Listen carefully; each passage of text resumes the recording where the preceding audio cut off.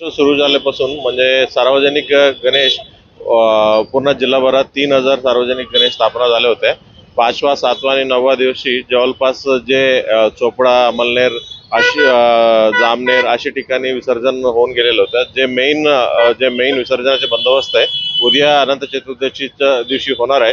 म्हणजे पूर्ण जिल्हाभरात 1500 ते 1600 सार्वजनिक गणेश मंडळाचा विसर्जन उद्या होणार आहे आणि खास करून जळगाव शहरामध्ये 350 सार्वजनिक गणेश मंडपाचं उद्या विसर्जन होणार आहे आणि त्याच्यापैकी 70 जे मेन विसर्जन मध्ये सहभाग घेणार आहे। म्हणजे जळगाव शहरामध्ये पूर्ण जळगाव जिल्हाभरात आपण जवळपास 200 अधिकारी आणि 2800 कर्मचाऱ्यांना बंदोबस्त लावण्यात आलेला आहे।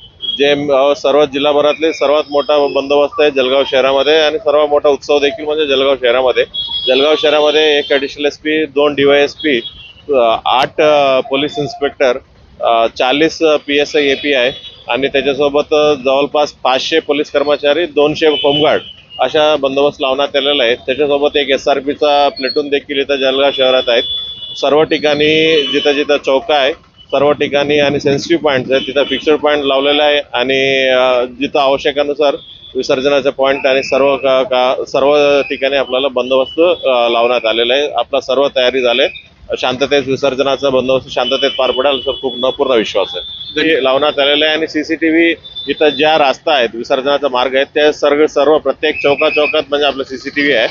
आता CCTV म्हणजे आपलं एक मनुष्य नेमलेला आहे आणि ती CCTV बघत असणार आहे। जरी कोणी अश्लील नृत्य करत आहेत आणि आपलं ध्येय असं आहे की म्हणजे महिला असो, लहान मुलं असो, सिनियर सिटीजन असो, सर्व लोकांना उत्सवामध्ये सहभाग घेण्याचा आपला मेन उद्देश आहे। ते असं जर कोणी अश्लील नृत्य करतायत किंवा अश्लील हावभाव करतायत आणि त्याच्यामुळे बाकी लोकांना असुरक्षित वाटत असतील म्हणजे त्याच्यावरती ते डेफिनेटली आम्ही कायदेशीर कारवाई करणार आहे।